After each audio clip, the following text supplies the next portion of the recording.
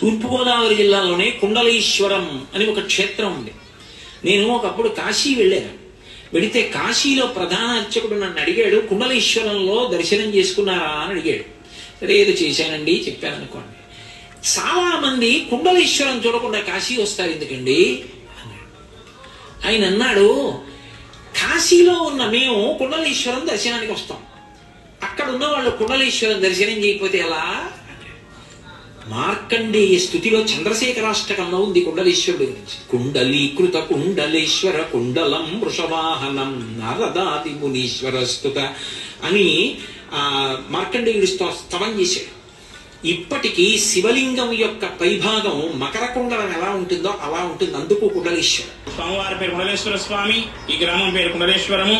ఇక్కడ ప్రవహించే నది పేరు వృద్ధ గౌతమి గోదావరి. ఈ కుండలేశ్వర క్షేత్రంలో గోదావరిలో స్నానం చేసి దర్శనం చేసుకోవడం వల్ల వృద్ధాప్యం పోయి యవ్వనం వస్తుందని గౌతమి గ్రంథం చెప్తోంది. బ్రహ్మాండ పురాణం అనంతం కుండలాపలం అని బ్రహ్మాండ పురాణం చెప్తోంది. ఈ వృద్ధ గౌతమి గోదావరి సముద్రం ఇచ్చి వచ్చి 2 కుండలాలు బహుమతికి ఇచ్చాడని చెప్పుకున్నాం. ఒకటి నది ఒడ్డున, ఒకటి నదీ గర్భంలో ప్రతిష్ఠ చేశారని చెప్పుకున్నాం. నదీ గర్భంలో ఉన్న కూడా దేవతలందరూ కూడా ప్రతిరోజు కూడా తెల్లవారుజామున 2-3 ప్రాంతంలో స్నానం చేసే స్నానాన్ని దేవతా స్నానం అంటారు. ఆ టైంలో వచ్చి దేవతలందరూ, 3 దేవతలందరూ వచ్చి నదిలో స్నానం చేసి నదీ గర్భంలో ఉన్న కుండలేశ్వర స్వామి, నదీ గర్భంలో దేవతలు ఆ కుండలేశ్వర స్వామిని కంచుగుళ్ళతో నిర్మించుకున్నారు అనేది పురాణం. నదీ గర్భంలో కంచుగుళ్ళు ఉన్నాయని చెప్పబడుతున్నాయి. అందులో ఉన్న కుండలేశ్వర స్వామి పూజ చేసుకుంటూ ఉండేవారు. మనకి మానవులకి ఎవరికి కూడా దర్శనం జరగలేదు, కానీ వినికిడి మాత్రం ఉంది. పూర్వీకులు నదీ స్నానానికి తెల్లవారుజాము 2-3 ప్రాంతం వెళ్తే నదిలోంచి ఓంకారనాదాలు, భజన కీర్తనలు వినపడుతూ ఉండేవని చెప్పుకునేవారు. నదిలోంచి నదీ గర్భంలో కంచుగుళ్ళు ఉన్నాయని పురాణం.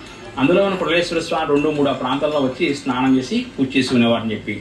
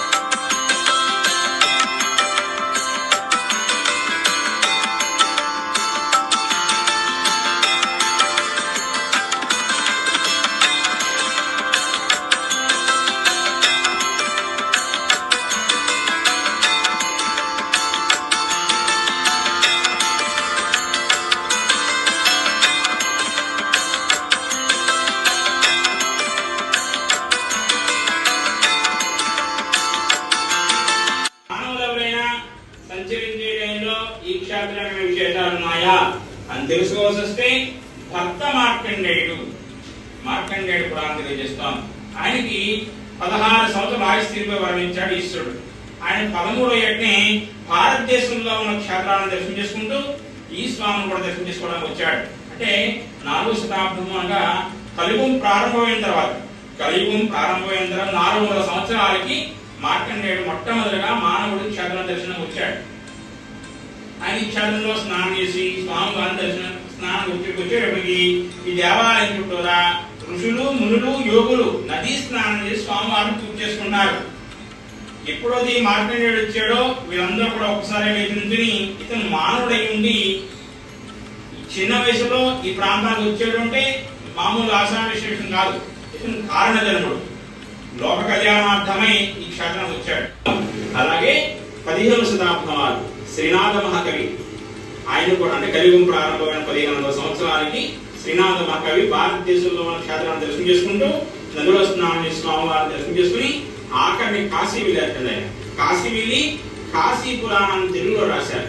విరూపాక్షుండు కుండలేశ్వరుడు, కాశీలో ఉన్న విశ్వేశ్వరుడితో సమానమైన వాడు ఈ కుండలేశ్వరుడు, కాశీతో సమానమైన క్షేత్రం ఇది అని శ్రీనాథ మహాకవి తెలుగులో రాశారు. కాశీఖండాన్ని, అంతకుముందు వ్యాస మహర్షి అనే వారి వేదంలో రాసిన కాశీఖండాన్ని తెలుగులో అనువాదం చేసింది శ్రీనాథ మహాకవి.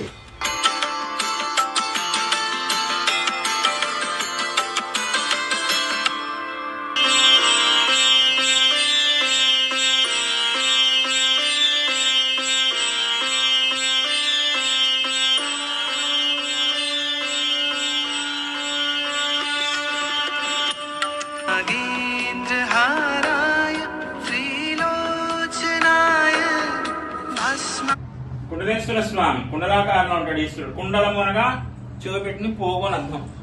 లింగం చూడండి, ఈ పక్క పల్లగా ఉంది, ఇలా గోడుగా ఉంది కదా, లింగం అన్నమాట, చూపెట్టే లింగం. కుండలము కుండలేశ్వరుడు, అందుకు కుండలేశ్వర స్వామి అని పిలుస్తారు. కుండలాకారంలో ఉన్నాడు కాబట్టి కుండలేశ్వర స్వామి. అంతేకాకుండా బ్రహ్మాండ పురాణం తెలియజేస్తోంది. బ్రహ్మదేవుని అడిగేటువంటి నారదుడు, తండ్రి గారు ఈ భూమండలం మీద చాలా పుణ్యక్షేత్రాలు ఉన్నాయి, నదీ తీర ప్రాంతంలో అనగా నది ఒడ్డున క్షేత్రం చెప్పండి, ఆ స్వామి దర్శనం చేసుకుని వస్తాడు గట్ట నారద మహర్షి. అప్పుడు బ్రహ్మదేవుడి కుండలేశ్వర క్షేత్రం చెప్తున్నాడు, అనంతం కుండలాఫలం, అనంత విశ్వం ఎంత ఉదయం ఉందో అంత ఫలితం వస్తుంది అని చెప్తున్నాడు. ఇంత వర్ణించడం సరిపోనంత కోటి ఫలితం వస్తుంది అని చెప్పగా నారదుడు వచ్చి నదిలో స్నానం చేసి నల్లా పైకి వచ్చి చేసుకున్నాడు అని చెప్పి మన బ్రహ్మాండ పురాణం తెలియజేస్తోంది.